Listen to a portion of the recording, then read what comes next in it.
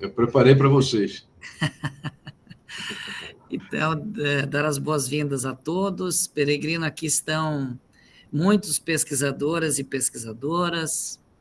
Temos aqui a diretora de pesquisa, a professora Zuleide, muitos servidores da universidade, temos muitos servidores técnicos administrativos da universidade, e eu não tenho aqui a confirmação, mas nós estendemos o convite para outras universidades da região, Peregrino, especialmente para o UDESC, tá?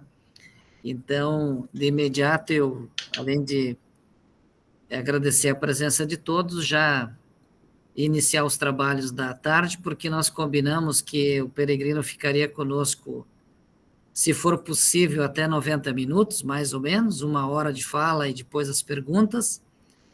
Então, vocês todos e todas podem ir preparando as questões. E eu queria fazer de pronto e de imediato um agradecimento muito especial, Peregrino, tá? Muito especial. Obrigado pelo aceite. O Panceira esteve aqui conosco no ano passado, eu creio que no mês de outubro, novembro, eu não lembro, mas ele esteve aqui. E quando ele falou que tu estavas aí como chefe de gabinete, fiquei muito feliz. E eu queria, assim, rapidamente te apresentar o Peregrino. Ele tem um currículo extenso, enorme, grande e valoroso currículo. Eu vou destacar aqui os mais importantes, tá? Para que vocês também dimensionem e se estimulem a fazer perguntas depois. Tem uma formação na área de engenharia mecânica, né? Graduação na Federal Fluminense, o doutorado, mestrado em engenharia de produção na COP, na prestigiada COP do Rio de Janeiro, o doutorado também na COP, na área de engenharia de produção. Depois aqui tem muitas informações e cargos importantes, foi fundador e professor da Escola de Políticas Públicas e Governo da Universidade Federal do Rio de Janeiro, ex-secretário de Estado de Ciência, Tecnologia e Inovação do Rio, ex-presidente da Fundação de Amparo à Pesquisa do Estado do Rio de Janeiro, ex-presidente do Fórum dos Secretários de Estado de Ciência e Tecnologia, que é o CONFAP, né? Não, esse é o CONCEPT. Ah, o CONCEPT. É dos secretários. Ex-membro do Conselho Nacional de Ciência e Tecnologia, diretor executivo da Fundação Coptec, diretor de Orçamento e Controle da COP, foi presidente, né? Eu não sei se continua aqui, tá como presidente ainda do Conselho Nacional das Fundações de Apoio às Instituições de Ensino Superior, Instituições de Pesquisa Científica e Tecnológica, CONFIES, onde eu pude interagir e conviver, né, Peregrino, por alguns anos. Sim, uma atuação importantíssima no debate todo sobre o marco legal, o novo marco legal de ciência e tecnologia, né? E provavelmente vai ser o tema também de hoje, pelo menos uma parte. E atua atualmente como professor voluntário do curso de Gestão Pública para o Desenvolvimento Econômico e Social do IPUR, da Federal do Rio, e foi reconhecido em 2017 como construtor da internet no Brasil pela RNP. Tem uma pessoa super qualificada, é atualmente o chefe de gabinete da FINEP, e que vai falar sobre um tema da sua ampla competência, que é financiamento e gestão. Peregrino, você explora os temas que entender, mas eu queria, assim, rapidamente também contextualizar e dizer que o convite para esta fala tem a ver, sim, com a tua liderança enorme em âmbito nacional nos debates sobre o marco legal de ciência e tecnologia, e também que nós estamos, nesse momento, trabalhando com um grupo de trabalho designado para avaliar a viabilidade de criar uma fundação de apoio, tá? Porque, só para tu teres isso presente, até aqui nós trabalhamos com a FAURGS, da Federal do Rio Grande do Sul, com a FAPEL, FEPESE, da UFSC, e com a FUNTEF, da Universidade Tecnológica do Paraná. Mas tem limites, porque o ideal é que a gente tenha uma fundação própria. Então, nós estamos na fase de estudo.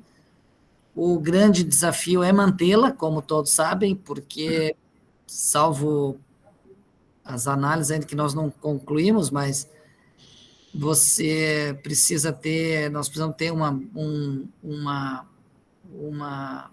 receita, né?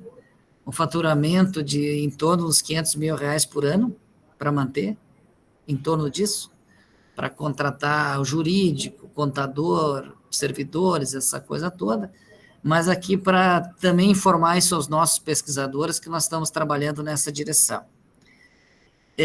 Eu não estou tentando não me alongar para de imediato passar a palavra para o Peregrino, dizer que pessoalmente tive a felicidade de trabalhar com ele, né, Peregrino, e todas as vezes que lhe convidei, o senhor aceitou.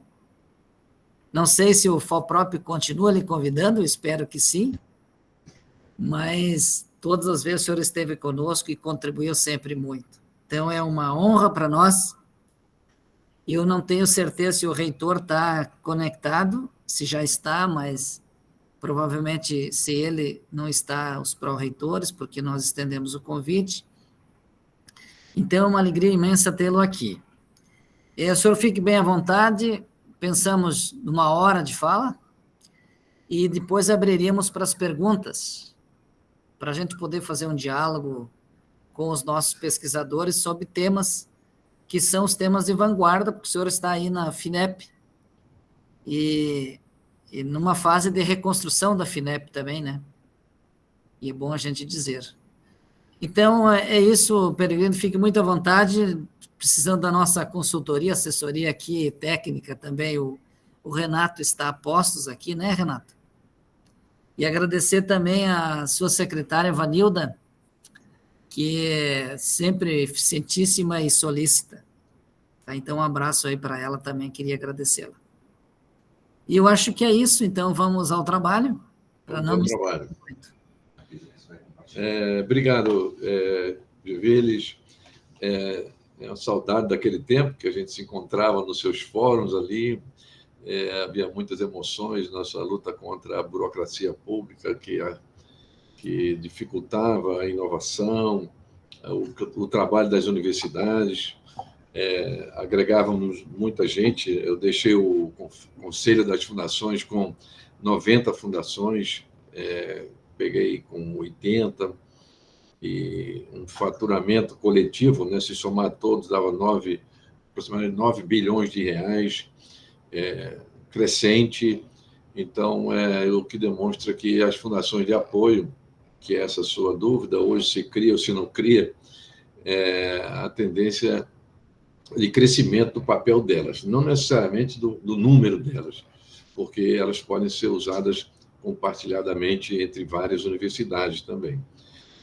Mas, enfim, era um momento muito especial naquele período, e prazer em revê-lo. O FOPROP continua, o FOPROP é parte do Conselho Consultivo da FINEP, tem uma cadeira no Conselho, o Conselho tem 20 e poucos entidades e representantes do governo e dos setores da sociedade civil, como a Academia de Ciências, SPPC, Andifes, a BIPT, enfim, Consect, várias entidades que nós reconhecemos. E tudo isso converge para o Conselho Consultivo, reativado pelo presidente Pancera, porque é um grande órgão para a FINEP, sair da casca e poder ouvir muito a comunidade. Não há como formular nenhuma ação dentro de um órgão como a FINEP sem ouvir muito a comunidade. Ouvir empresas, as quais nós financiamos,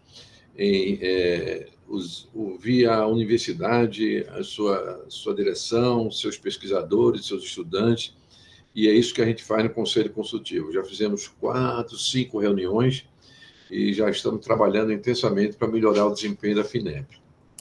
Bom, eu já mudei muito de chapéu, como se diz, já fiz em vários lugares, já fui do CNPq, já fui da FINEP também no passado. Você falou alguns cargos que eu participei, mas agora volto a essa casa que é a principal agência de fomento do Sistema Nacional de Ciência e Tecnologia. De fato, a FINEP cumpre esse papel, mas não vinha tendo os recursos necessários para isso. E é essa mudança que eu vou acentuar aqui na minha palestra, e, entre outras coisas, eu vou pontuar aspectos da nossa política de ciência e tecnologia que afeta a sua universidade, a nossa universidade, e afeta o sistema todo de ciência e tecnologia no país. Eu vou aqui passar umas transparências para me guiar por eles. Vamos aqui, mostra.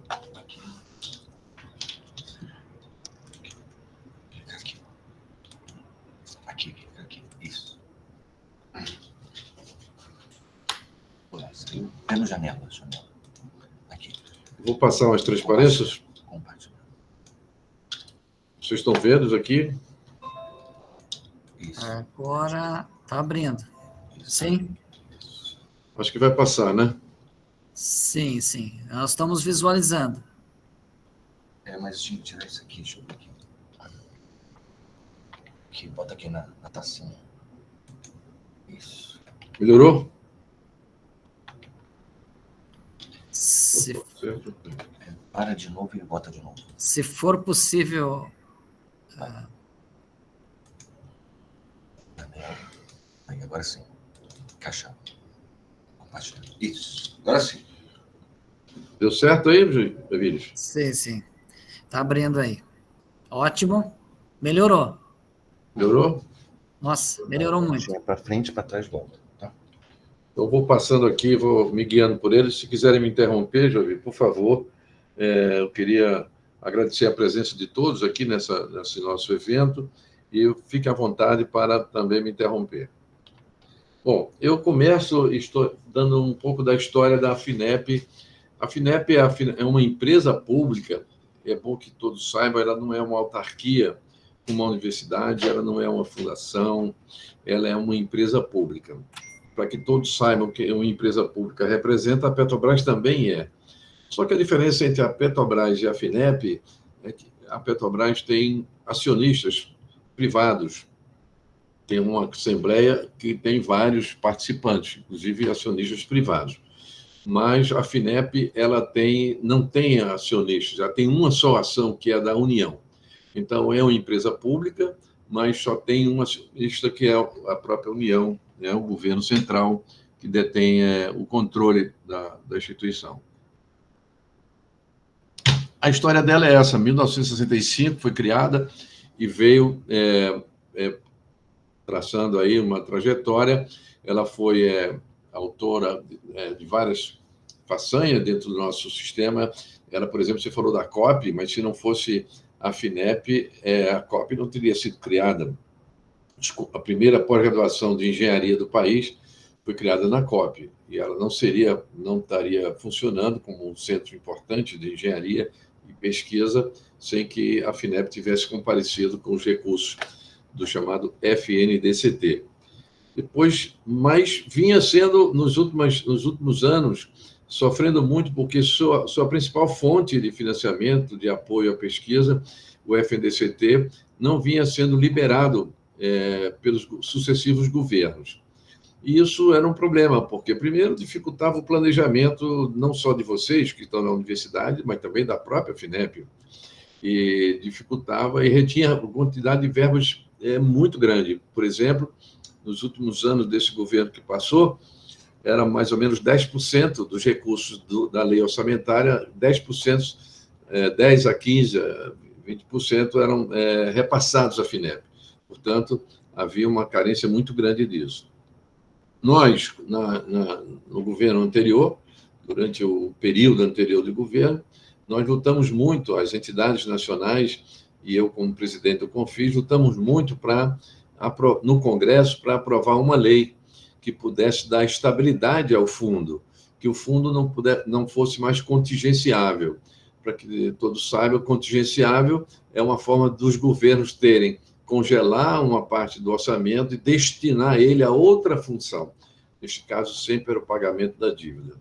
Mas, por volta de 2021, aqui assinalado, o Congresso Nacional aprovou a Lei Complementar 177, que estabilizava esse Fundo Nacional de Desenvolvimento Científico e Tecnológico, e por 2 vezes essa lei foi aprovada porque, por 2 vezes, o presidente anterior vetou essa lei. Então, foi uma vitória muito grande da nossa comunidade científica, empresarial e dos parlamentares, enfim, não sem distinguir se era de direita ou de esquerda, mas o fato é que o Congresso Nacional derrubou o veto do presidente anterior 2 vezes, o que demonstra uma vontade do parlamento brasileiro em estabilizar a principal agência de fomento do país. Eu quero celebrar isso aqui com vocês, porque a partir de 2023, portanto, o FNDCT começa a operar de forma cheia, que significa todos os recursos da lei orçamentária dele são colocados à disposição da FINEP para aplicar em projetos. O histórico que nós temos é isso. Vocês veem, essa parte que está aqui cinza foi a parte contingenciada, ou seja, a parte retirada dos recursos da FINEP, e a parte cor-de-rosa é a parte que divide os recursos não reembolsáveis dos reembolsáveis. Só para parar um pouquinho aqui, os recursos do FNDCT eles são divididos no meio. Metade é para recursos, a gente chama fundo perdido, ou seja, não reembolsável, não se devolve esse dinheiro, aplica-se nos projetos, e a outra metade é para crédito, para financiamento, notadamente a empresas que fazem desenvolvimento tecnológico, não é para crédito, em qualquer crédito. É um crédito muito especial, muito nobre, pelo menos os países desenvolvidos consideram assim, nós também. Então, essa fração de 50% é destinada a fazer aplicações de crédito em empresas que desenvolvem tecnologia, não é para simplesmente apoiar o capital de giro, nem, enfim, extensões convencionais, só para desenvolvimento de novas tecnologias.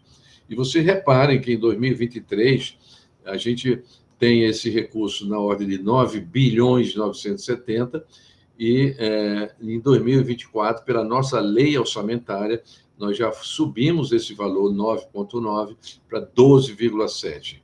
Isso aqui vai se expandir sucessivamente ao longo dos anos, por conta das correções, pelo menos das correções monetárias desses recursos. Então, aqui está claro que o FNDCT está em franca recuperação. Se costuma dizer que o FNDCT voltou, e é verdade. Ele é pleno, a FINEP é plena de orçamento para financiar a demanda do nosso sistema, embora todos nós já achemos, vocês devem também pensar comigo, de que o país precisa de muito mais dinheiro para alavancar o desenvolvimento pujante, um desenvolvimento da sua tecnologia, da sua universidade, dos seus pesquisadores, dos seus laboratórios. Esse dinheiro ainda é pouco, mas ele é o que a lei permite e plenamente é repassado para a FINEP. Eu devo falar de uma chamada Nova Indústria Brasil, porque ela vai implicar e implica nas universidades também. E isso é uma mudança na política do governo central e que vai nos afetar. E afeta também a FINEP, conforme eu vou demonstrar. Chama-se NIB, é a sigla Nova Indústria Brasil. Na verdade, é a nossa política industrial, mas não uma política industrial convencional, mas uma política industrial que integra-se à política científica e tecnológica, integra-se à política ambiental, integra-se às políticas sociais de educação, formação de pessoal, enfim, é uma política de muita transversalidade. Portanto, vai afetar as universidades. Eu chamo a atenção de que os pró-reitores, como vocês são, devem sentir o efeito disso nas aplicações dos editais da FINEP, dos recursos da FINEP, porque nós estamos sujeitos a essa orientação geral do governo e que tem tudo, e eu vou explicar por que é importante isso. O primeiro aspecto que eu queria colocar aqui para nós, que somos das universidades, vocês entendem isso muito bem, que o insumo da tecnologia é o insumo do século XXI. Não tem mais territórios, não tem mais recursos materiais de infraestrutura que superem o conhecimento científico e tecnológico. Esse conhecimento, 95% dele está nas universidades. Foi, segundo o levantamento da Academia de Ciências, a universidade brasileira, notadamente a pública, ela produz 95% do conhecimento. que se produz no país. Então, isso já mostra o papel importante que tem as universidades. Mas eu queria mostrar aqui nesse gráfico, nessa primeira faixa aqui à esquerda, complexidade econômica. O que é isso? Complexidade econômica é a intensividade, o papel da tecnologia na produção econômica daquele país, o quanto é relevante a tecnologia e o conhecimento. Nós podemos ter uma economia, somos a 9ª economia do planeta, mas somos um país muito rude em termos de uso da tecnologia, embora saibamos fazer grandes feitos da tecnologia, como o avião, a Embraer, navios e coisas sofisticadas, mas isso é muito pouco para o tamanho da nossa economia. Então, mas eu queria mostrar esse gráfico, porque foi a Universidade de Harvard que produziu, que a complexidade econômica é uma forma de medir o grau de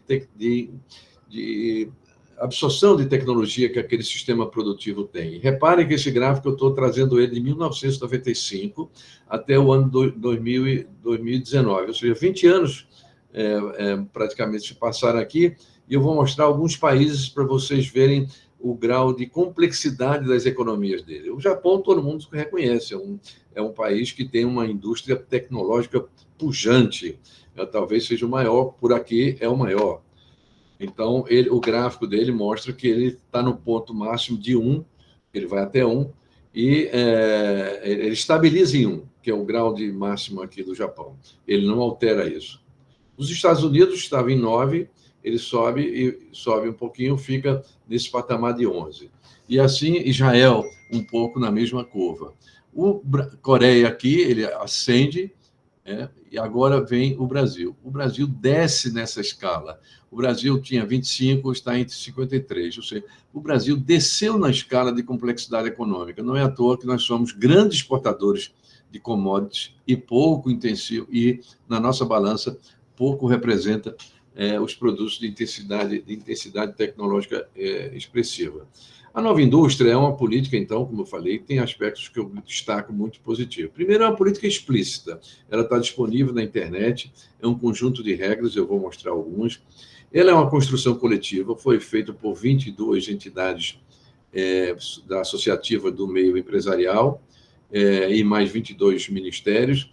Ela tem premissas sociais muito fortes, ambientais e nacionais. Todo mundo testemunha das demandas sociais do mundo inteiro, por a questão ambiental, do clima, a questão da fome também, no nosso caso, muito acentuada, as questões sociais do desemprego, as energias poluidoras, como energias de carbono, intensivas em carbono. Enfim, temos uma agenda comum no mundo inteiro. Essas premissas são muito fortes. E ela procura dar conta disso.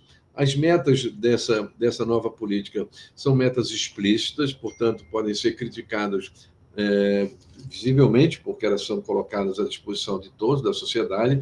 As ações dela são transversais, ela toca na nossa ciência e tecnologia, portanto, já tangencia a FINEP, tangencia a formação de recursos humanos e outras ações, como, por exemplo, ambientais. E ela adensa as cadeias de valor do Brasil. O que quer dizer isso? Você sabe muito bem que o lítio, só para dar um exemplo, é um mineral estratégico do mundo inteiro.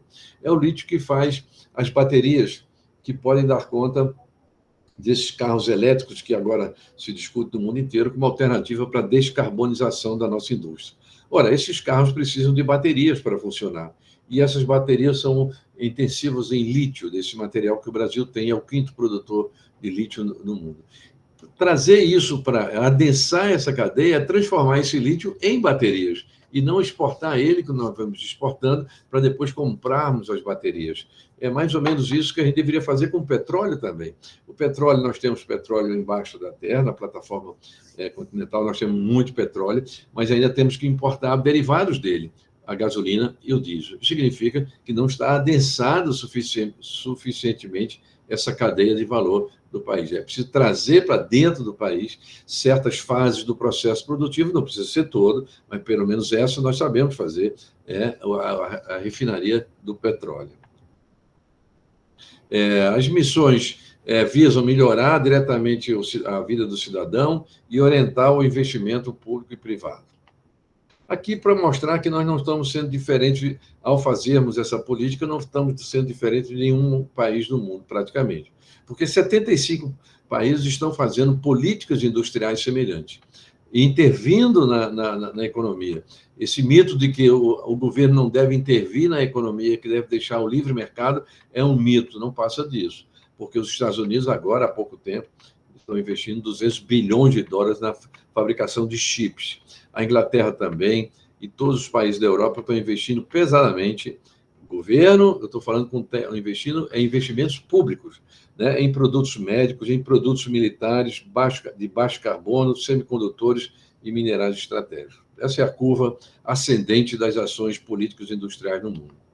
Aqui as missões da nova indústria. A primeira missão é a cadeias agroindustriais sustentáveis.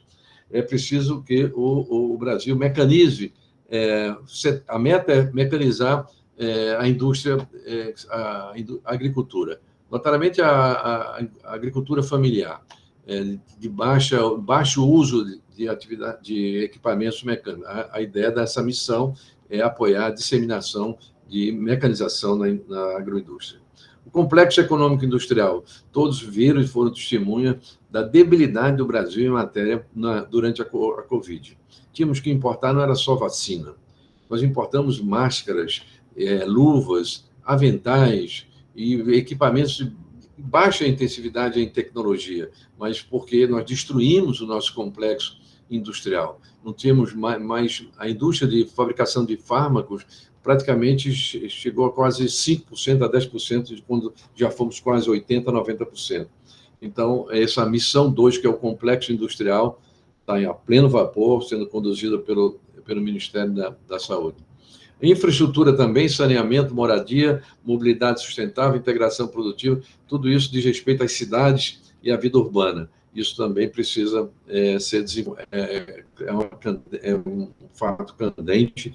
Precisamos passar de 23% para 90% das empresas digitalizadas. O fenômeno da digitalização está aí na porta das indústrias. Se as indústrias não forem digitalizadas, pouca participação terão na economia global. A bioeconomia ou a descarbonização para a transição energética, garantir recursos para gerações futuras, ampliar a matriz de biocombustível e reduzir 30% da emissão de carbono, de CO2 para a atmosfera, que afeta o clima, como todos estão vendo. A missão 6, tecnologia de interesse para a soberania e defesa nacionais, é autonomia de 50% dessas tecnologias. Todos sabem que o Brasil precisa ter, como todos os países, ter seu sistema de defesa com o mínimo de autonomia. Recentemente, Giovanni, nós fizemos uma atividade preparatória para a 5ª Conferência da Ciência e Tecnologia, que vai ser 4, 5, 6 de junho, lá em Brasília, conduzida pelo Ministério da Ciência e Tecnologia. É uma atividade importante para nós que estamos atuando, acho que todos devem procurar participar. A FINEP ficou com o tema da neoindustrialização para fazer atividades preparatórias. Fizemos 12 seminários, convidamos 62 experts em vários temas, 2.800 participantes desses temas nós conseguimos atrair. Os temas foram biotecnologia, transição energética, inteligência artificial, bioeconomia, defesa, financiamento, o Estado que queremos, universidade e indústria, complexo da saúde e equidade social. Aqui só recuperar um pouco o que era o FDCT, isso eu já passei, vocês têm a curva descendente durante um período e agora ascendente dos investimentos de tecnologia do FDCT. Aqui a realização, o que nós fizemos até hoje? Em 2023, nós executamos dos recursos não reembolsáveis, eu falei da metade daquele 9,7, 9,8, são 4,98. Essa metade nós executamos todos. Todos esses recursos, no ano passado, foram contratados para diversos tipos de projetos. É importante mostrar essa realização. Vamos ver aqui a FINEP e o sul do país, né? Vocês estão numa região, acho que abençoada também por várias razões, mas aqui a FINEP comparece com muita presença aqui nas instituições do sul, né? Sul e Sudeste. Aqui a distribuição dos recursos da FINEP por região em 2023. Reparem que o Sudeste comparece aqui com essa cor laranja, é grande a participação do Sudeste nos recursos da FINEP, aportados pela FINEP. O Sul também, O Nordeste já é menor, o Centro-Oeste pequeno e o Norte muito pouco. Isso é praticamente uma herança do comportamento da FINEP. É preciso equalizar mais essa distribuição dos recursos. Alguém pode dizer, mas por que se não tem competência, não capta? Não capta, não tem competência. Eu acho que a questão é como esse país pode se tornar mais democrático economicamente, melhor distribuído. E já se nota isso. Eu mesmo, vocês são do FOPROP, de uma maneira ou de outra, vocês sabem que nas universidades do Nordeste tem curso de pós-graduação muito pujante, muito forte. Há um tempo atrás isso não era verdade, mas hoje já é. Universidade de Pernambuco, Rio Grande do Norte e outras, e no Norte também, já demonstram grande competência para a absorção de dinheiro, de recursos da FINEP. Aqui os recursos, como é que eles são distribuídos, não reembolsáveis. Você vê, a FINEP tem, como eu falei, 9 bilhões e pouco por ano, do ano passado, 5 bilhões aproximadamente não reembolsáveis. Esses recursos não reembolsáveis foram destinados às seguintes frações.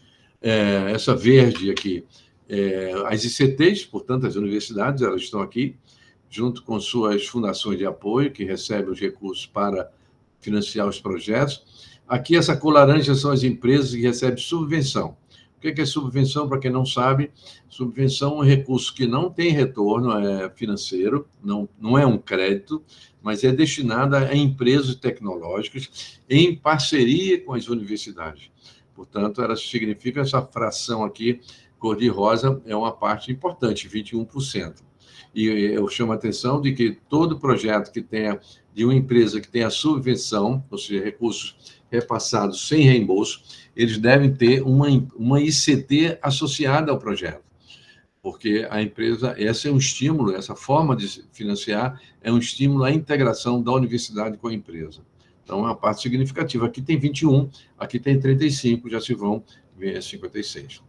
E aqui as organizações sociais, elas significam as instituições do MCTI, né, os centros de pesquisa do MCTI e a Embrapi, que está aqui também. A Embrapi transforma isso, ela alavanca mais dinheiro da empresa com isso e põe no sistema também.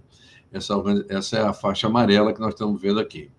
E o CNPq recebe uma fatia boa para auxílios da pesquisa, 17%.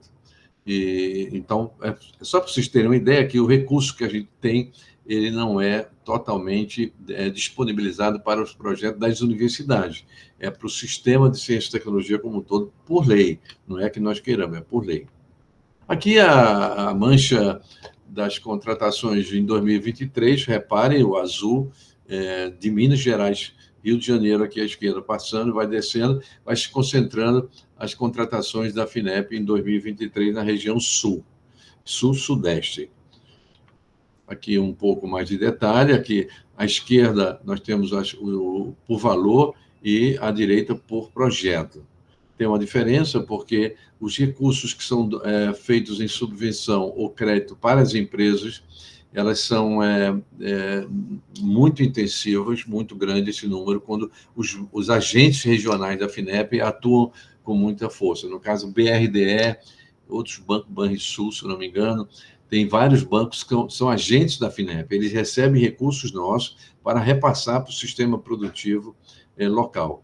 E aí no sul, no sudeste, esses agentes são muito ágeis e muito eficientes. Nós estamos batendo recordes em termos de repasse desses recursos da FINEP, essa fração dedicada ao desenvolvimento tecnológico das empresas.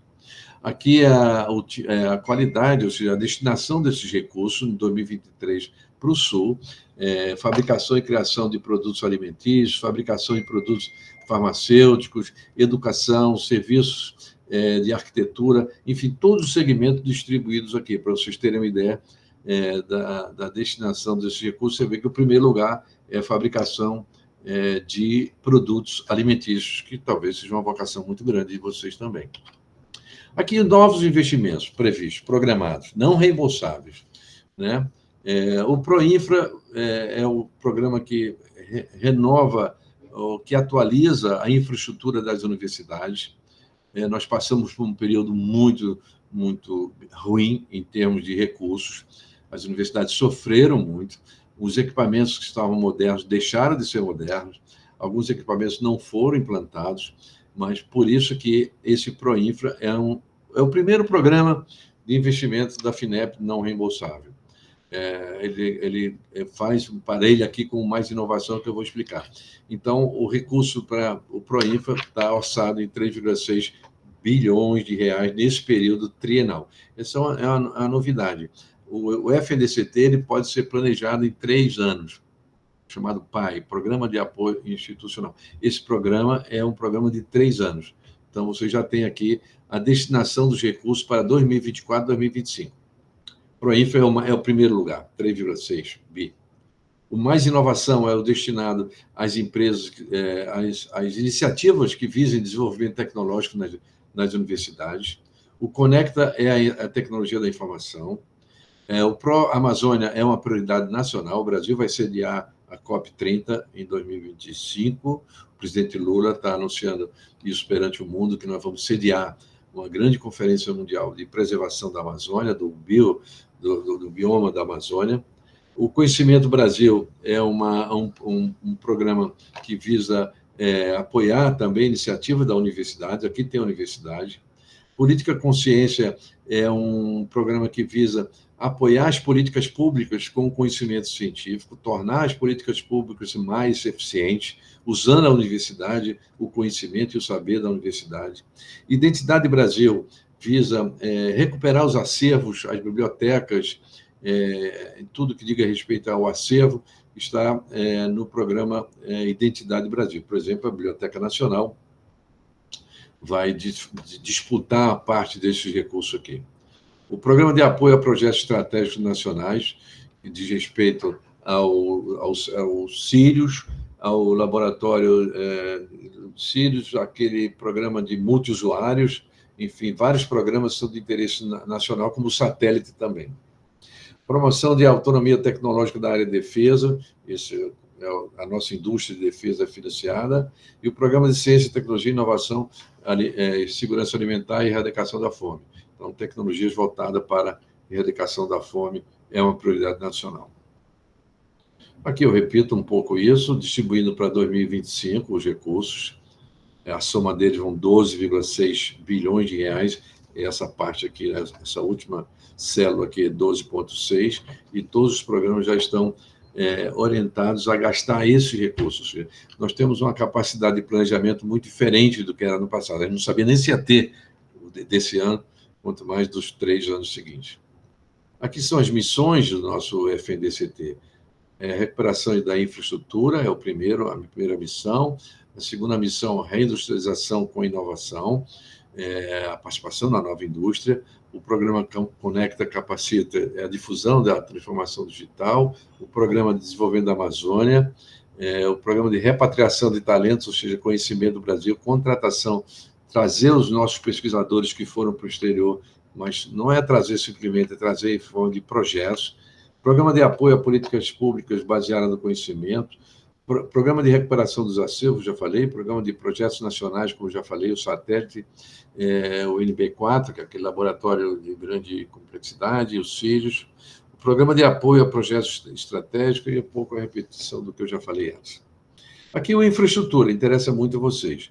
Já lançamos 3 editais, no valor de 1,2 bilhão, para recuperar a infraestrutura de pesquisa científica. O primeiro já foi, o segundo também, e o terceiro também deve estar saindo, se não já saiu o terceiro, acho que já saiu o terceiro edital, a terceira chamada. Aqui são as aplicações no programa da nova indústria, inteligência artificial, combustíveis sustentáveis, hidrogênio para emissão de baixo carbono, desenvolvimento da bateria de lítio, que eu mencionei, valorização de minerais estratégicos, inteligência artificial, sementes sintéticas, cana-de-açúcar, os carros voadores, satélite, fertilizantes, tratamento para doenças raras e telemedicina com utilização de rede 5G.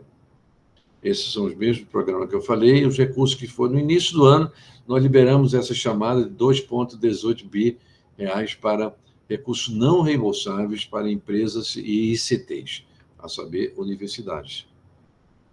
Um resumo das chamadas que serão lançadas ainda. Aqui a chamada pública do Eureka. A Eureka é uma rede de 47 países para inovação.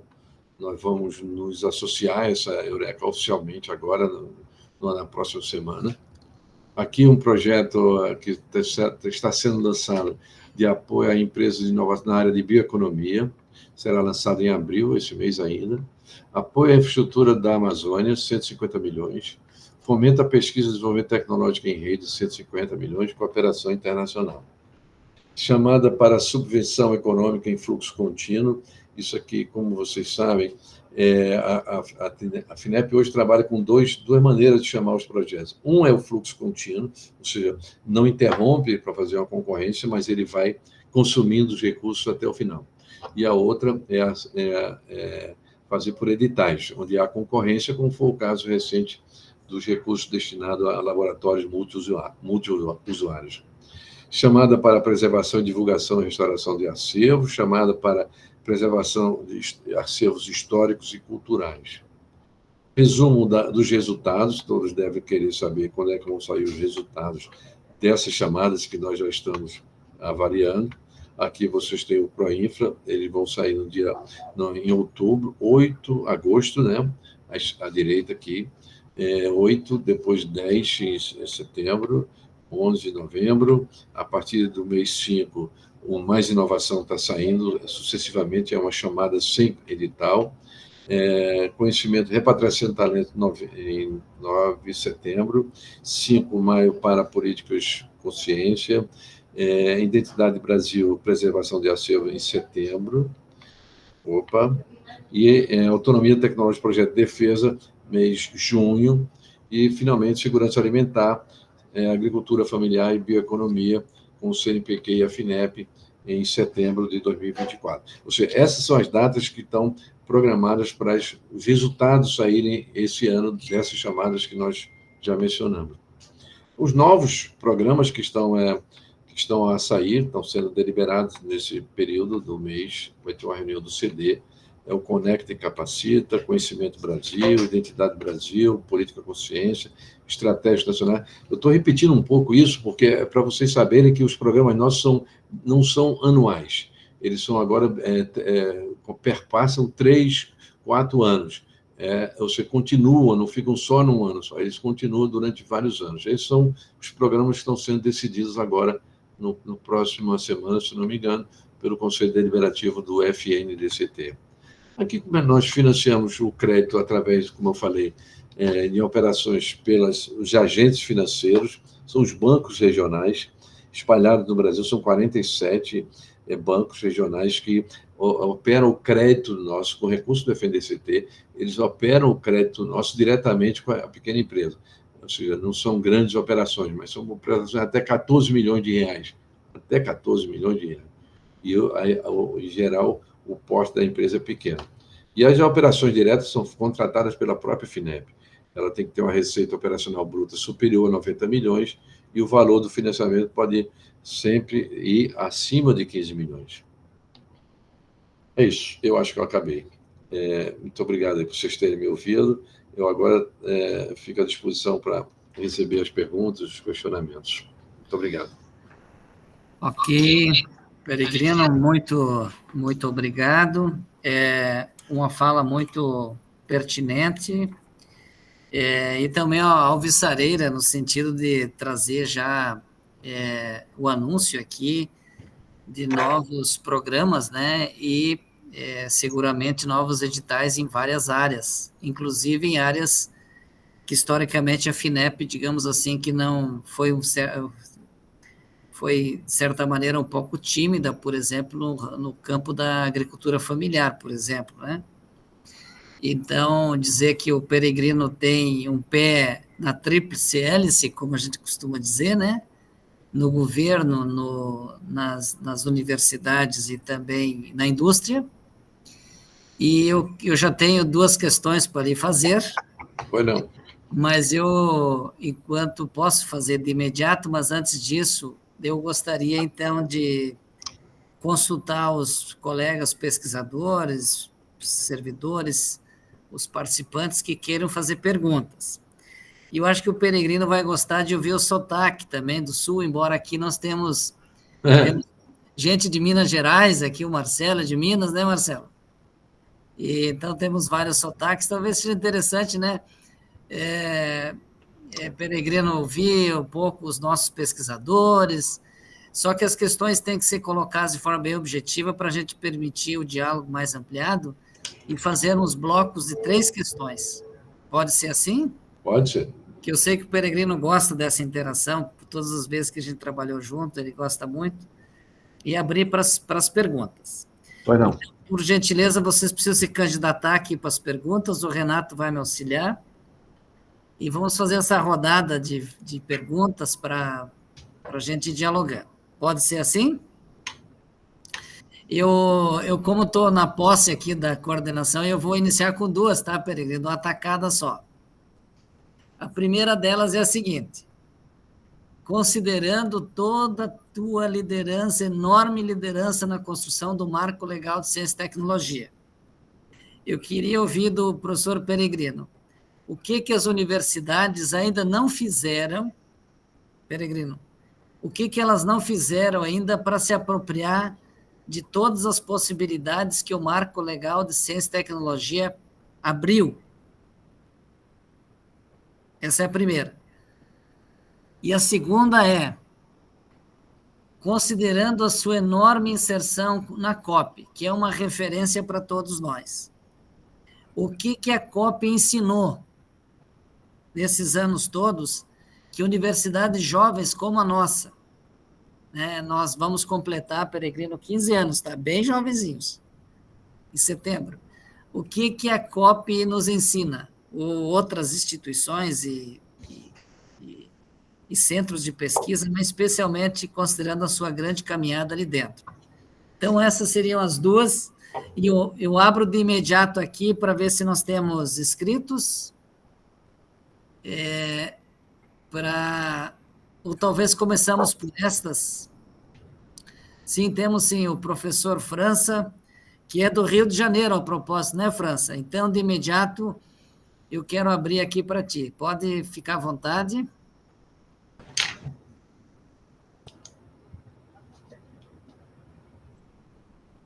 Oi, França. Eu até aproveitei para abrir também a câmera para ele poder me ver, igualdade de condições. Eu abri a tela aqui também, França. Eu abri a Perfeito. tela aqui, tirei a projeção aqui para ficar mais visível aqui todo. E eu queria trazer para a discussão, saber um pouquinho qual é o seu olhar, né?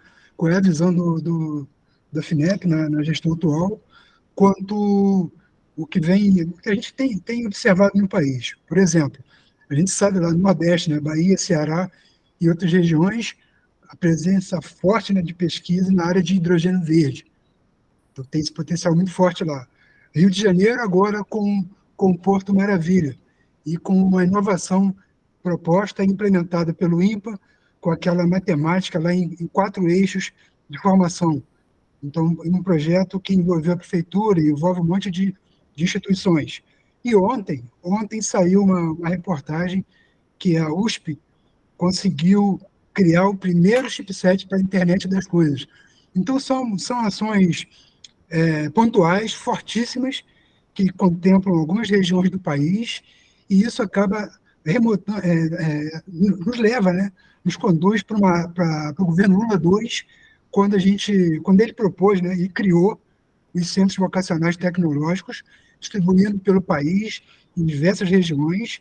Já deixo destacado que a única unidade federativa que não teve um centro vocacional é Santa Catarina, e eu queria ver aí qual é a sua visão, né? Já tivemos aqui com a presença do presidente Pancera, que ele disse que há um projeto de se apresentar o Centro Vocacional Tecnológico com uma nova roupagem, mas ele não disse assim prazos, não chegou a citar nada, né, em relação a isso. E também são 2 questões. Qual é a sua visão em relação ao Centro Vocacional Tecnológico, a nós distribuirmos as oportunidades para todo o país, né, e não ficar focado em algumas regiões, e qual é a sua visão aí do estágio atual em relação às pesquisas e financiamento, né, no campo de saúde, da saúde digital, que também é um assunto que vem movimentando bastante o país, e eu tenho participado de diversas reuniões nesse campo também Essa parte final, desculpe, França, essa parte final picotou. Você falou esse finalzinho aí. Sim, ok, desculpa. Tá. Ok, não repito. Não, em relação à saúde digital, né? Em relação à saúde digital, tudo que tem sido feito no governo, eu faço parte de um comitê que, a nível nacional da área de saúde digital, se tem alguma previsão de edital voltado para a saúde digital. Ok, como combinamos, vamos fechar então mais uma questão para compor o primeiro bloco, é isso? Eu abro aqui para Sheila, que atua, Peregrino, na Agitec, Agência de Inovação e Internacionalização da Universidade. Então, Sheila, por gentileza, sua questão, daí nós fechamos o primeiro bloco, as demais questões vamos aqui apresentá-las na sequência, tá bem? Boa tarde a todos. Boa tarde. Eu queria aproveitar para agradecer a sua presença. Eu tenho visto muitas coisas no YouTube, onde o professor Celso tem falas assim até antes da Covid, sabe? Então, não conheço o professor pessoalmente, mas eu já ouvi muito da sua opinião nesses vídeos do YouTube que a gente busca as informações também por ali, né? Só contextualizando um pouco, a nossa universidade, a UFFS, ela tem uma vocação muito grande para o desenvolvimento social, trabalhando muito questões de vulnerabilidade, né? Questões mais de cunho relativo à nossa região aqui, né?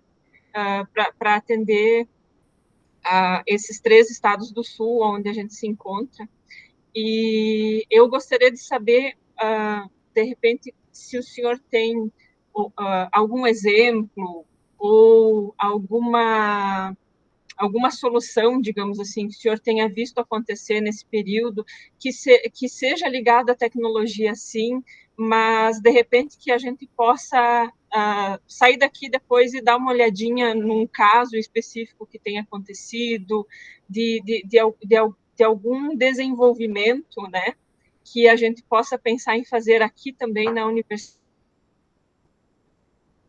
Tenho certeza que dentro dessa área de desenvolvimento e inovação a gente tem muita coisa a contribuir, e eu gostaria de ouvir se o senhor tem alguma experiência para contar nesse sentido.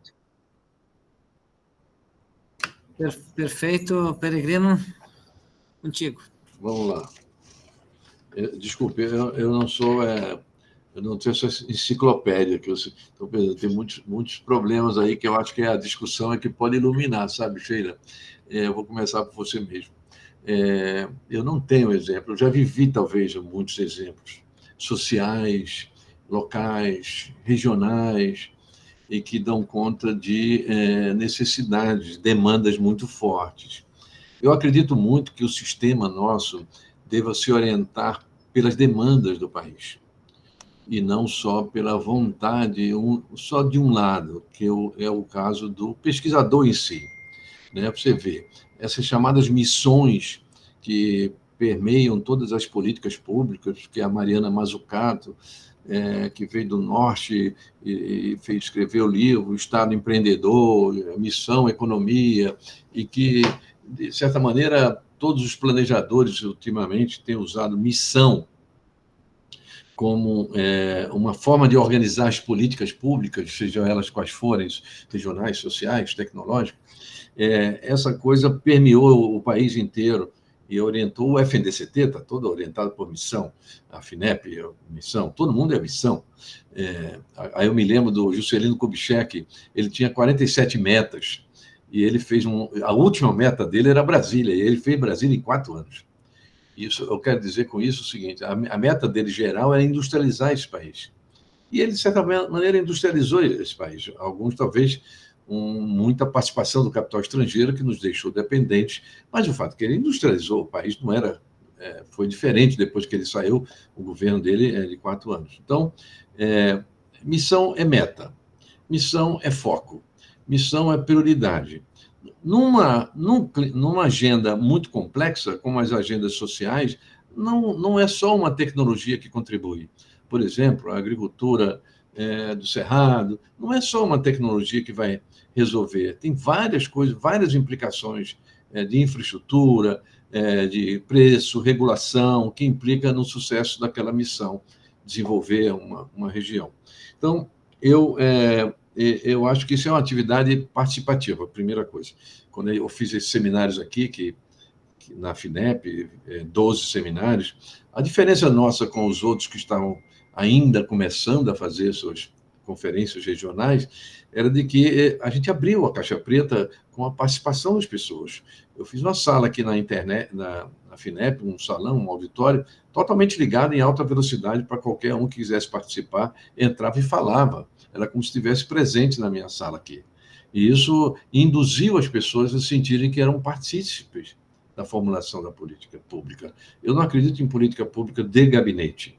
Eu acho que tem que descer, na realidade, fazer a interação entre os agentes que são os dirigentes, os agentes que são participantes, que colaboram com aquela política pública.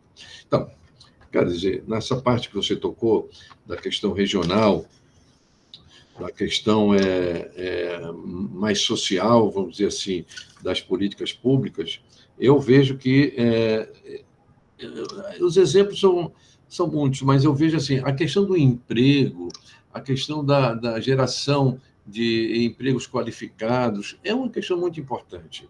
O cidadão jovem não pode viver de empregos rudes, com baixo salário, porque não adianta a agricultura puxante, porque o feijão não vai nascer na cidade, o feijão vai nascer do preço do salário mínimo. O salário mínimo é que vai comprar o feijão.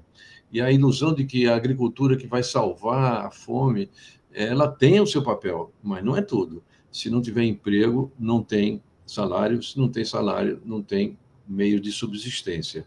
Então, eu dedico grande parte da minha preocupação é com a questão da geração de empregos qualificados no Brasil, sobretudo para a juventude, porque a decepção deles pode deixar eles vulneráveis socialmente e contra, né, o ordenamento minimamente democrático, republicano. A gente está assistindo isso no país também. Enfim, exemplos de políticas sociais. A gente vai fazer aqui um programa muito forte chamado Favela 4.0. Nós vamos descer as favelas, as comunidades urbanas. Você sabe que o país 80% do país é urbanizado. Estarão nos meios urbanos, mas tem uma periferia muito rude, sem recursos, rude no sentido de não tem os recursos que tem os centros. E a prioridade que o Pancera está dando muito é de a gente criar esses centros vocacionais, aí entrando no França, criar centros de tecnologia, de vocação, ou que nome se dê, mas de empregar as tecnologias para gerar empregos de qualidade para essa juventude excluída, marginalizada das periferias urbanas. Isso é muito importante. Se a gente não fizer isso, ninguém vai fazer. E se a gente não salvar esse povo, ninguém vai salvar. Não é populismo, não é demagogia, é porque esse povo é uma parte significativa da nossa população, né? E que são totalmente excluídos.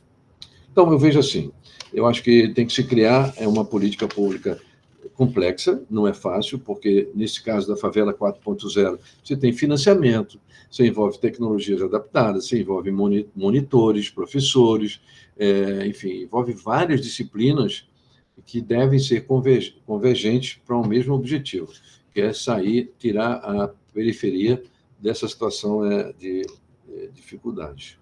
Com relação às vocações, Francisco, você falou que o Nordeste está se notabilizando pelo hidrogênio verde. O Ceará, eu estou acompanhando o projeto lá do Enio, do hidrogênio verde, né? Estou vendo isso. O Porto aqui, da Faculdade de Matemática, que o presidente Lula inaugurou aqui junto com o INPA, também é um projeto, não é todo, não. Nós temos uma proposta de um centro de fertilizante da UFRJ, no campus do Fundão, de biofertilizante, que é uma coisa invejável, um centro muito importante, porque você sabe, nós somos importadores de fertilizantes sulfato, né, com nitratos, com poluente, né, na nossa agricultura. E, nesse caso, são biofertilizantes que se pretende fazer nesse centro de pesquisa na UFRJ.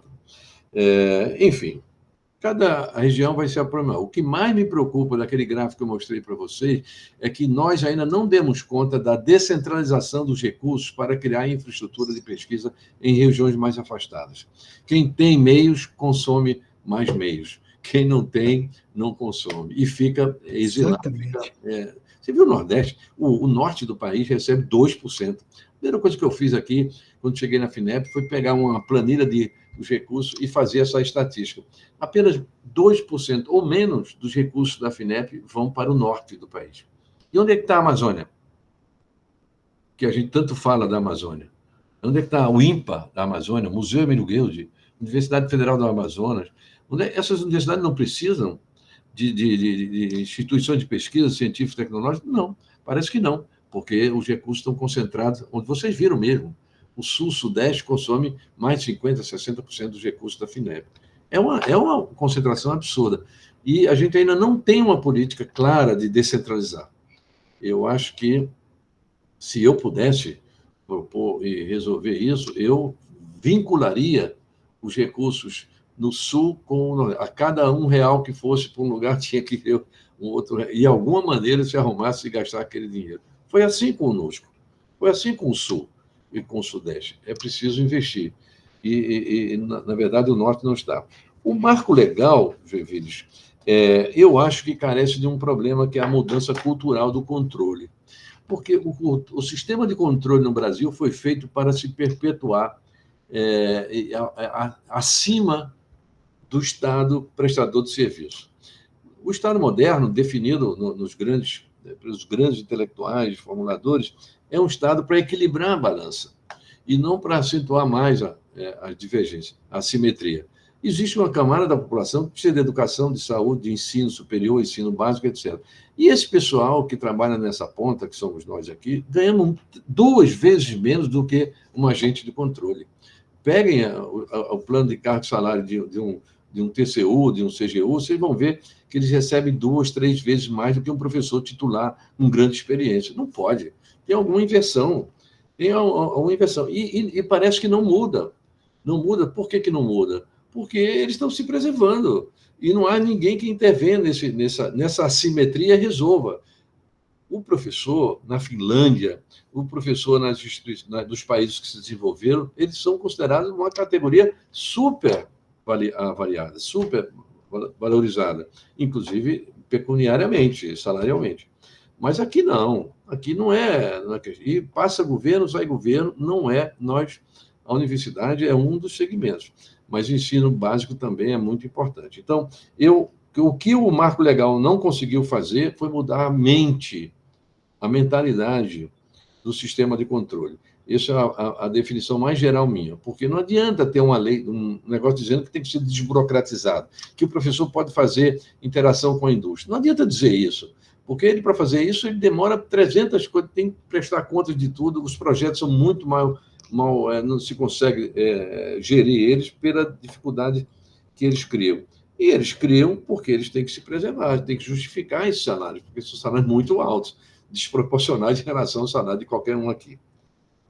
A COP me ensinou uma coisa. A COP me ensinou que é um projeto bem sucedido, né? Não há quem não diga que é um projeto bem sucedido, que, no caso, se faz engenharia na prática, né? Que os problemas reais têm que ser trazidos para dentro da universidade, resolvidos com a ciência, né? Com o emprego do conhecimento científico e devolvida a solução para o mundo real. Eu acho que é um exemplo, talvez não se aplique em todos os setores, mas no campo da engenharia se aplicou muito bem, tanto é que o modelo da COP foi copiado para muita gente. O Nordeste inteiro ouviu, o Rio Grande do Norte, Pernambuco, e todas aquelas grandes, belas universidades daquela região um pouco copiaram o modelo da gente. E a fundação da COP, a Fundação COPTEC, que eu dirigi, também faz parte do modelo. O Coimbra, que criou, ele sempre dizia, o professor é para criar a solução e orientar seus alunos, dedicação exclusiva, com problemas reais, não problemas imaginados por ele, mas problemas reais, trazidos para dentro, e ele tem que ser avaliado por isso, e não só pelos papers que produz, mas pelas soluções que ele cria. Eu acho que isso é um exemplo que a Universidade Brasileira deveria tomar agora, sobretudo quando a gente tem uma nova indústria né, baseada no conhecimento e não na reprodução das coisas já conhecidas. Não sei se eu respondi tudo. Desculpe. Com certeza. Eu abro, então, para mais um bloco. Tem já uma inscrição aqui, não sei, Renato, se é mais inscritos, mas tenho de imediato o Wilson, que também atua na GTEC. Então, Wilson, por gentileza, com a palavra. Boa tarde, sou Jovires, boa tarde a todos. Obrigado pela oportunidade. Parabenizar o palestrante dessa tarde, né? Um ótimo tema, de grande relevância para a nossa instituição, sem dúvida. Bom, o Núcleo de Inovação Tecnológica, né? Junto com a Agitec, junto com a Agência de Inovação, a gente sempre tem uma preocupação em relação à propriedade intelectual, né? E a propriedade intelectual junto com a transferência de tecnologia para a inovação. Professor, puder comentar ou falar um pouco qual é a percepção ou qual a tendência que a FINEP procura trabalhar ou tem como perspectiva, né? A questão de vincular ou não dentro da Tríplice Hélice os projetos, né? Novos projetos, novas linhas de fomento, onde que a patente não fique somente como um passivo, né? Ou seja, acaba virando o que é um ativo, mas quando fica na prateleira ela acaba virando um passivo, porque daí acaba tendo só custo, né? E que isso vá para o mercado, vá para a sociedade e que essa tecnologia traga retorno de fato, né? Não fique só mais um ativo lá na prateleira, né? Se pudesse comentar nesse sentido, ficaria muito agradecido. Obrigado pela oportunidade. Ok, Wilson. Estou vendo aqui se temos mais questões. Eu acho que, Renato, temos outras questões. Por enquanto não, professor, temos só essa inscrição. Eu acho que trabalhamos com essa questão. Sim. Posso? Sim. Obrigado pela pergunta, Wilson. Eu sou oriundo, eu já passei 1 ano e meio no INPI. Para você ter uma ideia, não recentemente, há muito tempo. Eu fiz um curso da OMP de patente, de analista de patente pela OMP, na época que os estrangeiros que vinham de Genebra, de onde fosse, davam aula para formar analistas de patente no INPI. Ainda vigiam o código antigo, quando a gente tinha patente de invenção de 15 anos. E hoje são 20 anos de monopólio. Eu tenho muita dúvida em relação à eficácia do patenteamento num país periférico. Quando eu chamo periférico, é um país como o nosso, que não alcançou o final da escada, ele está subindo a escada.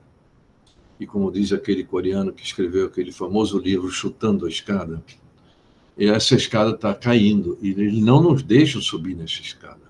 Os países que alcançaram o topo da elevação, eles não vão deixar a gente subir normalmente. Nós temos que procurar o nosso próprio caminho. Já dizia uma pessoa com quem eu trabalhei, que sempre me inspira, Darcy Ribeiro. E Guerreiro Ramos também, quem quiser, o sociólogo brasileiro que deu aula em Stanford, ele tem um livro chamado Sociologia de Mangas Curtas. Ou seja, ele queria adaptar o conhecimento humano à realidade dos países como o nosso, cheio de virtudes, mas, porém, com grandes dificuldades humanas de se conduzir, sobretudo pela sua elite.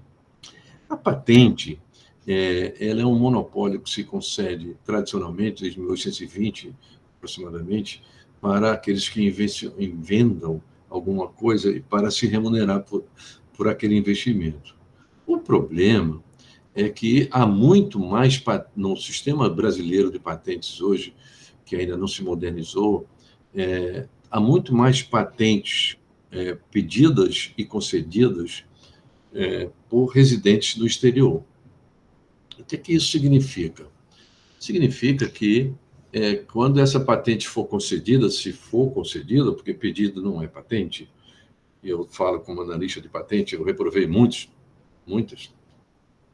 Uma patente concedida para um residente no exterior é um royalty que você vai pagar no futuro contra a sua balança de pagamento. A nossa balança é de 5 bilhões negativa, aproximadamente, de dólares. Então, para que serve o sistema de patente para nós? Para nós serve, sim, para fazer patente. Para certas coisas, eu acho que a gente tem que investir e você sabe que é cara a patente, né? obter uma patente no país de fora do país, naquele tratado internacional, você tem que consumir alguns recursos, e esses recursos não são tão abundantes assim. Mas ela serve muito bem para delinear os programas de pesquisa, porque ela obriga aqueles que são ricos ou pobres, seja eles quais forem, a divulgar, pelo menos aparentemente divulgar, o que é que eles estão pesquisando. Ou seja, ali você tem talvez o caminho que os outros estão trilhando. E ao saber disso, você pode traçar a sua política de contrarrestar, em alguns momentos, contrarrestar essa política, ou mesmo construir a sua própria, independente da dos outros. Eu acho que esse é um grande instrumento do sistema de patentes. Eu aprendi como professor de patentes que a melhor patente, a melhor proteção do novo conhecimento é a inserção dele no mercado, na produção. Porque ela vai ser superada rapidamente. Com a velocidade que as coisas estão tendo, não estou dizendo de todas, mas para algumas tecnologias, com a velocidade com que se transforma o conhecimento, ela vai ser superada. Então, a melhor coisa que você tem que fazer é colocar ela no mercado e produzir alguma coisa com ela e se remunerar por isso. É melhor se remunerar por R$1 do que não se remunerar por nada. E é o que acontece na universidade. As pessoas não sabem, não têm condição de se licenciar as patentes que conseguem. Eu tenho na COP um exemplo. A COP é engenharia pura na veia. E não tem patente licenciada. E ela trabalha com engenharia. Então, o que ela faz é inserir o conhecimento dela no mercado, na produção, né? E isso remunera ela. Remunera, tanto é que ela só se expandiu, né? Então, eu tenho assim, dizer que a patente ela tem que ser examinada direitinho para um país periférico, porque eles não vão deixar a gente ter uma velocidade tão grande de patenteamento. A nossa patente, 80% das patentes nossas são de residentes no exterior. E nenhum país do mundo, da OMP que eu pesquisei, eu vi residente e não residente. Eu confrontei os dois. Nenhum país do mundo chega a 50%. Todos eles são... Você tem uma fração pequena de não residentes. Mas no Brasil são 80% de não residentes. Pelo amor de Deus. É muita gente fora patenteando aqui. Entendeu? Ou seja, aí você vai ter que terminar pagando para fora. Não vejo muita vantagem. E a gente não pode perder o foco. O foco, para mim, não é a patente. O foco, para mim, é o desenvolvimento tecnológico que interessa ao país, às suas condições próprias, às suas virtudes na natureza, de ter bioenergia para tudo que é lado, entendeu? E não ficar copiando as tecnologias que são feitas nos outros. Eu acho que, se a gente fizer isso na universidade, eu acho que a gente consegue mais sucesso do que tentar sair patenteando. Eu sei que você não falou isso, viu? Eu sei que você é um cara preparado, porque trabalha no NIT e sabe o que é isso. Mas esse negócio de sair patenteando, consumindo muita coisa e deixando de fazer a interação com a sociedade, né? Como a agência de vocês procura, né? Ok, já são 13h15, né? Já passamos aí 1h15. Se o Peregrino estiver de acordo, vamos para o último bloco? Sim, sim. Por conta do seu horário também, nós planejamos 1h30. E eu tenho a inscrição novamente da Sheila e eu também gostaria de fazer mais uma questão, porque não estou vendo aqui nenhuma outra inscrição por hora, tá? Então, iríamos para o último bloco. O Wilson se inscreveu também, Wilson? Para o último bloco, então, as 3 últimas questões. E, então, de imediato, passo a palavra para a Sheila, por gentileza. Eu queria só voltar no assunto da FINEP, dos editais, tá? Porque eu faço parte da comissão, junto com o professor Jovides e vários outros servidores, para a gente organizar a formação da fundação própria. E como o professor Jovides falou, a nossa preocupação é ter essa base de projetos que garantam um mínimo de funcionamento dessa fundação, né? E uma das coisas que eu tenho visto como possibilidade, que a gente tem discutido bastante aqui, é a questão de ter a prestação de serviços da própria universidade como uma garantia para a gente ter como base, né, de um número de projetos ou uma entrada de capital que pudesse garantir justamente esse funcionamento mínimo das fundações.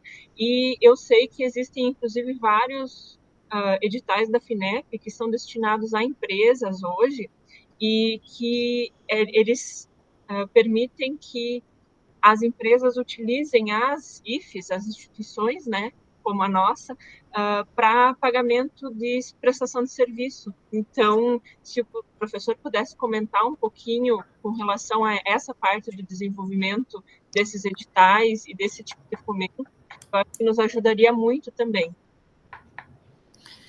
Ok, Wilson? Ok. Na mesma linha de raciocínio da pergunta anterior, em relação a... Eu queria trazer um outro elemento, que é o que o NIT já vem trabalhando de longa data, que são os acordos de parceria. É uma ferramenta lá do artigo 35 da Lei de Inovação, né, onde que as universidades, no caso que é o FFS, juntamente com as empresas, a gente acaba, então, tendo essa parceria e acaba juntando interesses, né, ou seja, o pesquisador consegue ter acesso ao fomento, a insumos, materiais, e a empresa acaba também tendo essa velocidade, essa celeridade no projeto, né. E aí eu faço a pergunta em relação à FINEP, né, quais os editais ou perspectivas, né, para juntar cada vez, até acho que o professor falou alguma coisa nesse sentido, mas eu não sei se eu peguei direitinho, mas teria alguma chamada, algum fomento específico, trazendo esse viés, onde que necessariamente a gente poderia estar entrando em agenda tríplice de inovação, dentro dos acordos de parceria, usando o artigo 35 lá da Lei de Inovação. Ok, agora temos mais uma inscrição para fechar, então, o bloco. O professor Milton é da área de matemática, Peregrino. Então, tu vai ouvir uma pergunta de quem vem lá das ciências, da formação básica, né? Isso. Boa tarde. Agradecer ao professor Peregrino, né, pela disponibilidade também e a oportunidade de estar aqui. O professor França falou do IMPA, né? Eu conheço o IMPA, tive o prazer de fazer um curso de verão no verão de 98. Fiquei 2 meses lá no Jardim Botânico, inclusive a biblioteca lá é fantástica, né, para você estudar, né? E é um centro de referência a nível mundial, né, fantástico assim, e aí agora, principalmente na pós-graduação, né, agora também trazendo a graduação. Tenho certeza que dali vão sair muitas soluções e soluções boas na área de tecnologia no Brasil pelo know-how que eles têm. A minha pergunta, Peregrino, vai no seguinte sentido, que na verdade eu acho que é algo que a FINEP deve estar no horizonte da FINEP, porque hoje, digamos, hoje nós somos ótimos em produção de artigos científicos. Pelo que consta, eu acho que nós estamos entre 12º, 15º em nível mundial. O Brasil está em questão de produção de artigos científicos. Só que quando a gente fala em soluções e inovação, nós estamos perto da posição 50. Como a gente, digamos, com a caminhada que você tem, toda a caminhada que você tem, como é que a gente consegue aproximar um pouco esse número? Não diminuir o que está, digamos, o que está ótimo, mas, de repente, dizer o seguinte, como é que a gente consegue transformar as nossas pesquisas em inovação? Seria nesse sentido, tá? Obrigado. Obrigado. Ok, agora penso que a última, eu quero também aproveitar aqui a presença do Peregrino para formular. Queria ouvir o Peregrino sobre fundação de apoio, tá? Considerando, Peregrino, tu lembra bem todo o desdobramento que resultou no suicídio do reitor da UFSC, né? Te ouvi um pouco sobre isso. O período da Lava Jato foi um período extremamente duro para as fundações de apoio. Não estou nem falando das universidades, estou falando das universidades, mas também das fundações, porque elas foram submetidas a processo de investigação e de suspeita permanente. Eu queria te ouvir um pouquinho do que ocorreu da Lava Jato para cá, o que as fundações aprenderam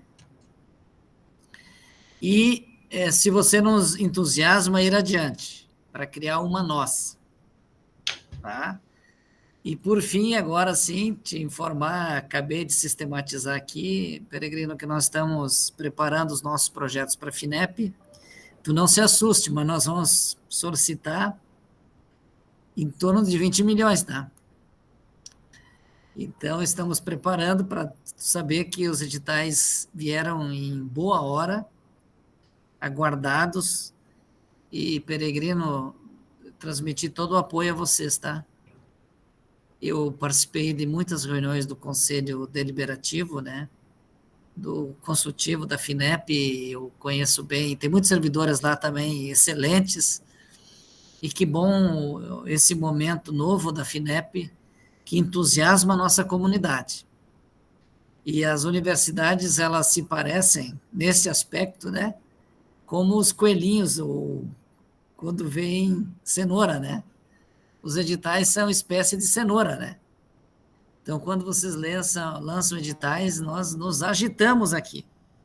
Então, prossigam, tá, Peregrino, lançando editais, que o nosso trabalho nós vamos fazer.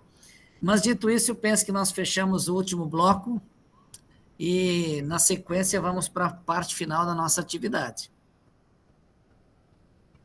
Ótimo, vamos lá, vamos conversar. O tema se misturou muito aqui, mas eu vou tentar tocar em cada um desses tópicos aqui. A Sheila, Fundação de Apoio, serviços. Eu não vejo outra saída para as universidades que fazem pesquisa, eles não terem uma fundação de apoio. Mas eu não falo isso da boca, eu lutei muito tempo. Eu fui 4 vezes eleito presidente do Confis. E a minha bandeira sempre foi essa. Nós elegemos a burocracia pública como inimigo da ciência e da tecnologia. Ela é inimiga.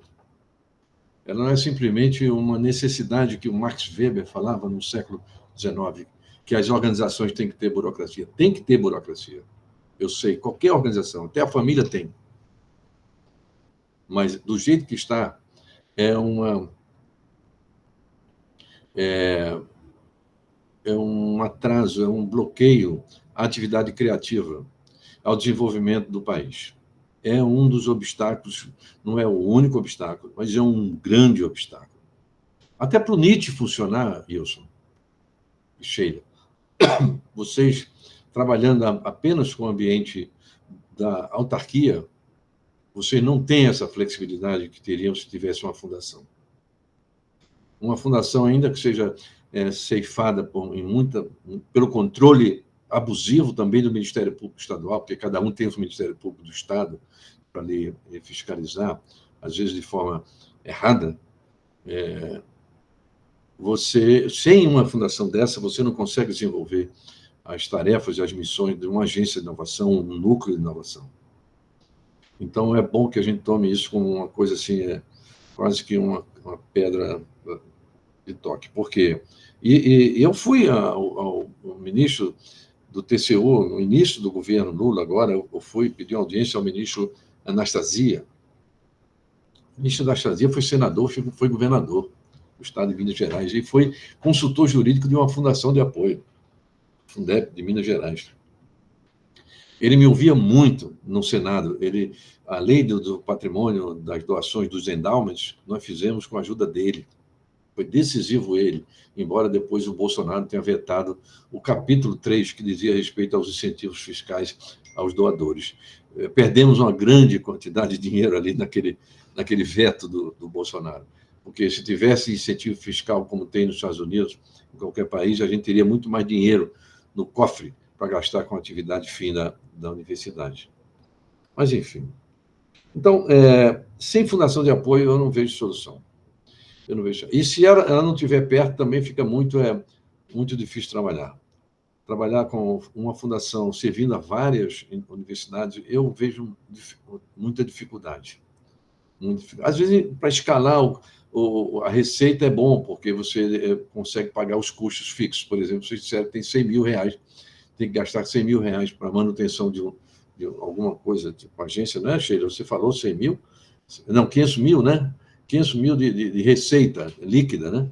Isso, receita líquida, considerando que isso é 5%, você tem que multiplicar por 20. Você tem que ter receita 20 vezes, Você tem que ter 10 milhões de reais de receita de projetos, né, para começar a ser viável, né, o ponto de equilíbrio. E, evidentemente, que isso só se faz com muito trabalho. Então, e a captação de recursos para a manutenção dos laboratórios, quando eu estava na COP, eu fazia isso diariamente. Se o pesquisador não tivesse uma receitazinha a partir do seu equipamento, que ele faz um serviço para uma empresa, um serviço relativamente simples, mas que a empresa não faria, porque não tem aquele equipamento, é uma maneira de você capitalizar o seu laboratório e se preparar para um projetão da FINEP. Se você não tiver a manutenção do seu equipamento, como é que você vai pedir um dinheiro para a FINEP? A FINEP não vai lhe tratar, a FINEP não visa isso. O pequeno serviço, a FINEP não visa. O que a FINEP visa são projetos de grande porte ou médio porte, mas não de pequeno, fazer serviço. Quem faz o serviço, o SEBRAE faz. O SEBRAE tem financiamento para serviços para as empresas, né, para ajudar as empresas a contratarem as universidades. Aliás, eu lá atrás, no CNPq, a gente bolou esse sistema chama SEBRAE Tech. Isso é uma coisa de hoje, mas nasceu há muito tempo atrás. Eu estava no CNPq, as empresas iam na universidade fazer um teste, uma análise, e tinha que pagar, e a gente financiava aquele serviço. Para quê? Para que o seu laboratório pudesse pagar a conta, consertar uma peça e fazer isso. Então, a FINEP não vai ter editais, eu acho. Eu não estou sabendo, não sou o presidente da FINEP, eu estou falando pelo que eu estou sabendo aqui. Não vai ter um edital para serviço, mas os serviços farão parte dos projetos. Aí sim. Os serviços serão necessários ao desenvolvimento de um projeto, né? E talvez serão muito serviço. O Wilson também falou disso, né? Os serviços laboratórios, acordo de parceria, mesma coisa. É a fundação que faz isso. Você sabe que eu estava reparando aqui nas estatísticas da FINEP, 90% ou mais das contratações das universidades é tudo via fundação. E a FINEP não dá dinheiro para as autarquias, porque ela sabe que vai perder dinheiro.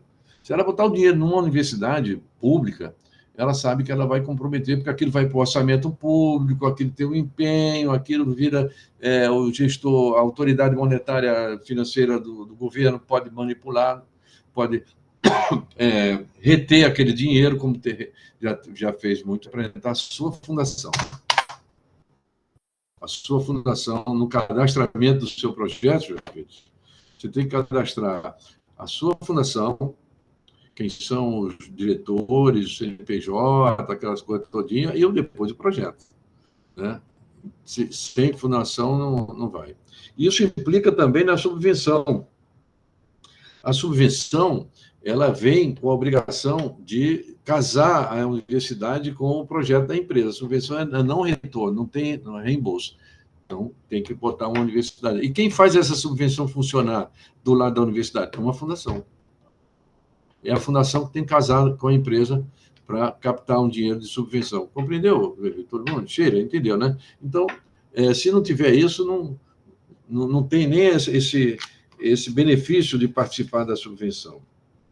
Milton, esse problema é histórico, né? A distância da nossa universidade com a empresa, diferente do Lincoln, nos Estados Unidos, que criaram os Estados Unidos criaram as universidades, vocacionando elas para uma determinada atividade. A Europa também. A nossa universidade tem um pouco mais de 100 anos, né? A nossa UFRJ, 100 e poucos anos, quando o Paraná também, 100 e poucos. É muito pouco tempo. O do Peru tem 300 anos. Aqui nós criamos uma universidade para dar um diploma para o rei da Bélgica. Em 1920, veio o rei da Bélgica, vinha aqui no Brasil e tinha que receber um diploma de honoris causa. Aí criaram a universidade para dar o diploma para o rei da Bélgica. É muita subordinação. É muita periferia, né? Não precisaria ser tanto assim. Poderia ter criado antes, mas não criou. Achou que não precisava prescindir disso. Então, o Cancelier é o paroxismo. O caso Cancelier podia ter acontecido em Brasília, na UNB. O reitor de lá, ele vive de remédio. A mulher dele também, a esposa dele também. Porque ele foi destruído moralmente. Eles foram destruídos. E não foram destruídos, naquele caso, só com a polícia, não. Porque no caso do Cancellier foi a coisa estridente da polícia do Lava Jato que fez isso com o Cancellier. Levou ao limite. Mas antes prenderam 3 reitores e a reitora Sandra da UFMG. E antes fizeram o que fizeram com o reitor da Universidade de Brasília, que vive que nem um zumbi. Ele é uma pessoa semi-morta, porque ele foi tão atordoado pela pressão que fizeram, acusações indevidas, julgamentos indevidos, sem direito à defesa, que se lançou nessa coisa aí. Então, sinceramente, o Brasil deve muito a essas pessoas, né? E o Cancellier, eu tomo ele como o limite, né? O paroxismo da repressão estridente, do julgamento sem defesa, da mídia, da moral, né? Daqueles que foram atingidos por isso. Eu fui o primeiro, talvez, que se solidarizou com ele. Nunca vi Cancellier na minha vida. Mas, então, quando eu soube que ele foi preso, eu, como presidente do Confis, emiti uma carta em solidariedade a ele, baseado no artigo 5º da Constituição, que ele não podia ser condenado sem julgamento, sem direito à defesa, e depois vieram as outras entidades. Então é isso, meu caro Joinville. Eu acho que a gente tem, muito o que fazer, mas eu acho que vocês estão no caminho. Pense bem na fundação, acho que é uma opção, tem muita experiência no sistema. Milton, não te respondi, né? Esse negócio dessa ligação universidade e indústria, depois desse rei que eu te falei, de a gente dar um troféu para o rei, dar um honoris causa para o rei, porque a gente não queria a universidade para desenvolver, né? A universidade tinha que ficar ali, um troféuzinho que a gente tem para mostrar aos gringos, mas ela nunca se engajou, não foi criada. Agora sim, ultimamente sim, eu considero que a gente evoluiu muito, mas a gente não foi criado para isso. Foi criado para ser uma peça decorativa, fazer parte da República. O reitor sempre senta junto do lado do presidente da República, tem aquela pompa. Mas, vamos ser práticos, né? A universidade não foi criada para desenvolver, porque aqui a indústria, aí vem a nossa indústria. A indústria nunca se desenvolveu, em poucos momentos se desenvolveu com a contribuição da universidade. Sempre importamos tecnologia, sempre preterimos a universidade e nunca engajou ela. Agora temos a chance. Por isso que eu digo, Joinville, quando eu vi essa nova política, nova indústria, com esse viés de intersetorial, esse viés mais completo, eu digo, essa é a minha bandeira de estudante. Lá atrás, minha bandeira é essa, a universidade participar do desenvolvimento industrial do país. E só tem uma saída, é a indústria. A indústria que transforma. A indústria que transforma. E aí vem matemática, pura matemática, inteligência artificial, essas coisas todinhas, é pura matemática. É física, é química, são as ciências básicas, não tem mais só engenharia, né? Então, eu conheço o INPA, viu? Eu quero te falar que eu fiz um mestrado, e meu estudo de caso foi sobre o INPA, lá atrás. A minha hipótese era o seguinte: os órgãos de controle não deixam o INPA em paz. E eu comprovei que é isso mesmo. E, recentemente, estive com o diretor do INPA, o Marcelo, naquele dia do Lula ali, e ele disse a mesma coisa: Peregrino, é a mesma coisa. Eles acamparam dentro do INPA. E não podem. Eles não podem acampar. Aquilo é uma organização social. Aqui, eles não são controlados pelos TCUs da vida. Eles são uma organização do sistema civil, público, a sociedade. Eles têm que ser controlados, o dinheiro público que vai para lá, mas não eles.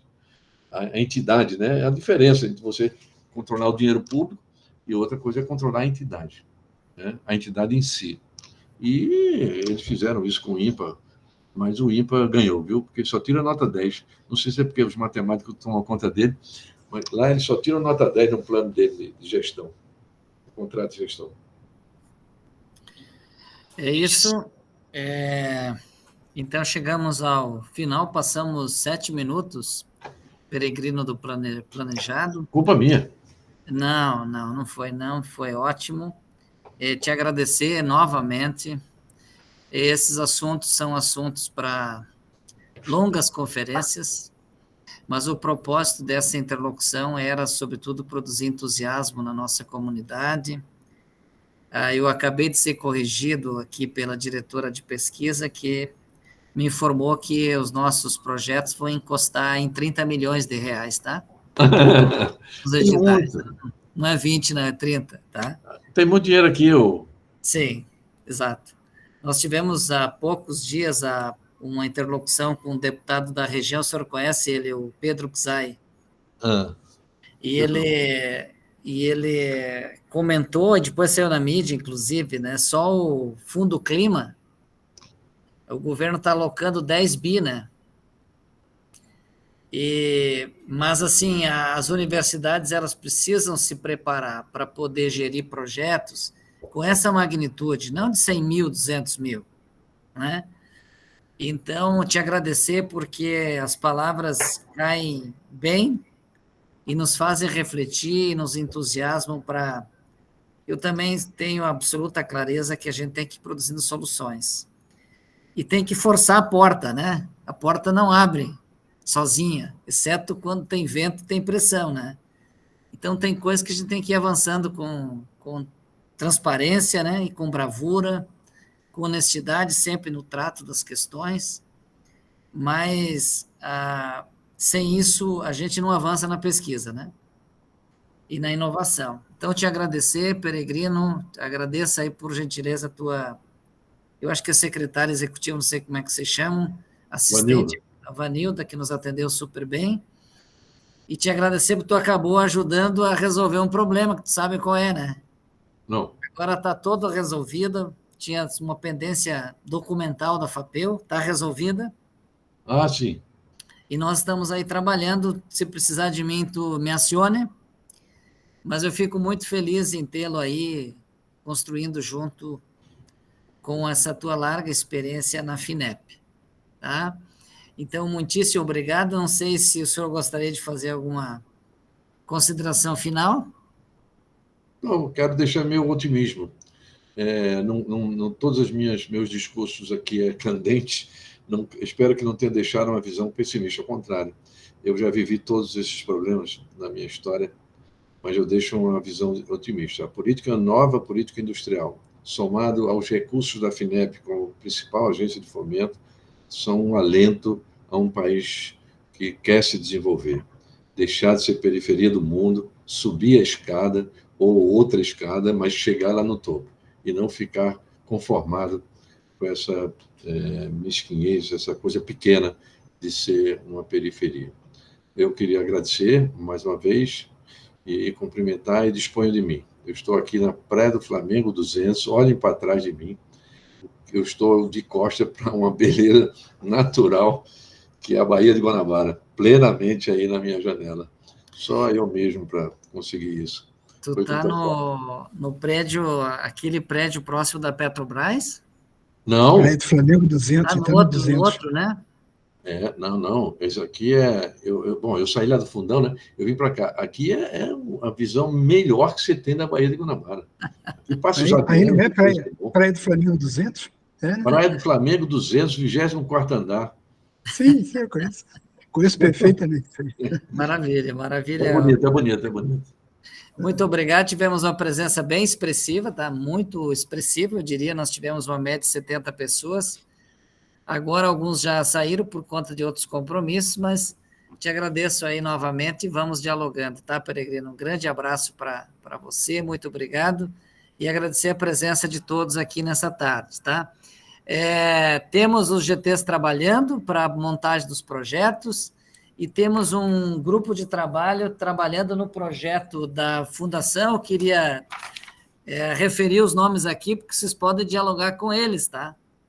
É o professor Péricles Brustolin, que vocês conhecem, o professor Edivandro, que é o pró-reitor de administração, que vocês também conhecem, eu, Joviles, pela pró-reitoria de pesquisa e pós-graduação, o professor Guilherme Mibielli, pelo Campo Chapecó, ele está presente, está aqui presente, né, Guilherme? Está aqui, eu estou vendo. O Ramon, que é servidor técnico da Pró-Reitoria de Extensão, e a Sheila, que está aqui também participando ativamente pela Agitec.